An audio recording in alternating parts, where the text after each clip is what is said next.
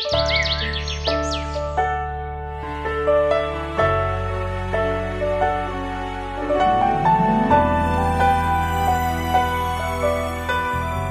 harap ng Ama ng ating Panginoong Hesukristo at ng Kanyang pamamahala, narito ako ngayon upang tuparin ang Kanyang banal na kalooban sa ating mga buhay. Hindi naging madali ang daan patungo sa araw na ito. Maraming taon ang lumipas, maraming panalangin at luha ang inihandog ko sa Ama sa aking mga pagsamba habang naghihintay sa takdang panahon niya. Ngunit ngayon, napatunayan ko na ang pagtitiis ay may kalakip na pagpapala. Dahil ikaw ang pinakamagandang sagot ng Diyos sa aking paghihintay. Sapagkat ito'y handa nang tumibok muli. Para sa iyo, aking sinta. Kaya sabik ng ikaw ay aking na makilala. Umaasa, magkakapiling din kita. Ikaw sana sa'kin ay itinadhana.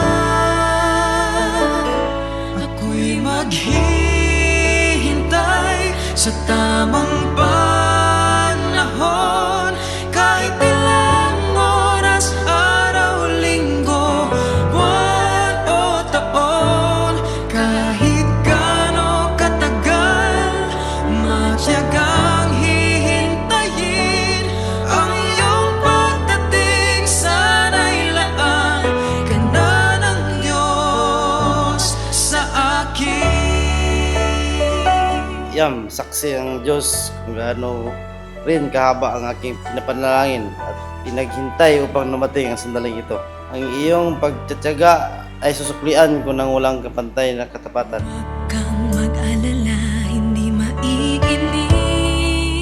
Karong adlaw, I'm so happy, mixed emotion, nalipay, nakulbaan, but above all nalipay kay mauna ni ang akong mga gipagpanata na tong duha, ila ka tuig, gihatag na sa Dios ang mga itong mga gipagpanata. Mauna ni nga itong gipaabot, so mixed emotion, nalipay, og nakulbaan, og excited.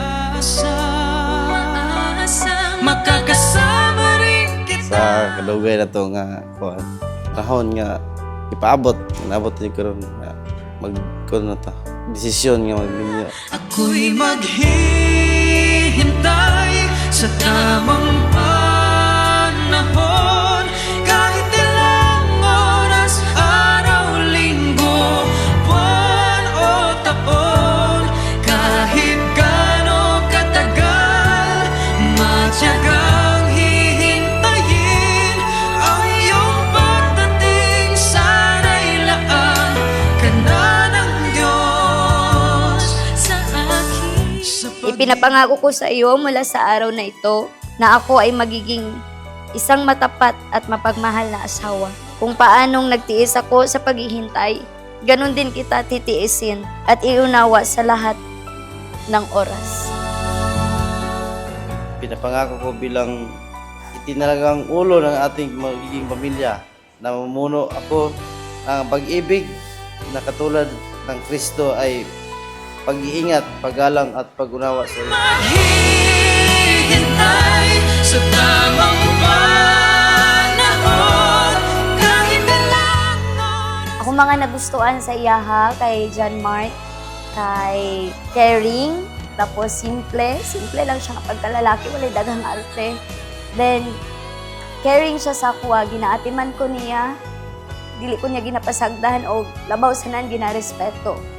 O ginahatag niya sa akong mga gusto. Salamat kayo sa tanan nga nagyan na to nga kalisod. Ika'y aking hihintayin. Sana'y laan ka na ng Diyos sa akin.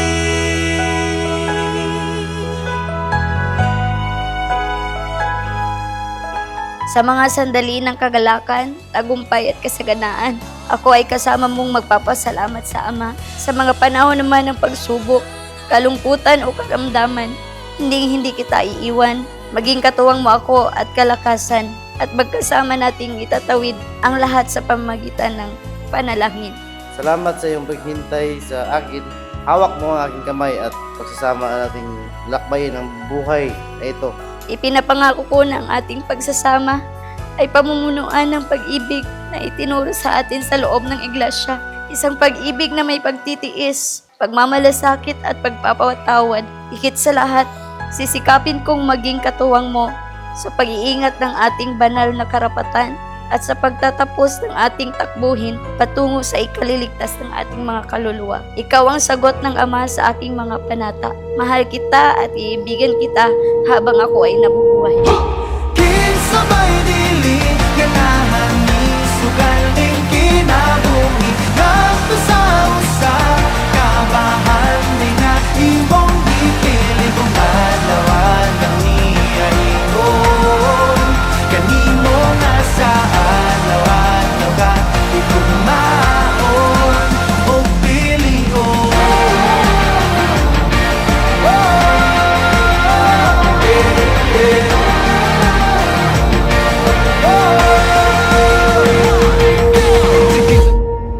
Maraming salamat sa Diyos Ama sa Kanya ang kapurihan.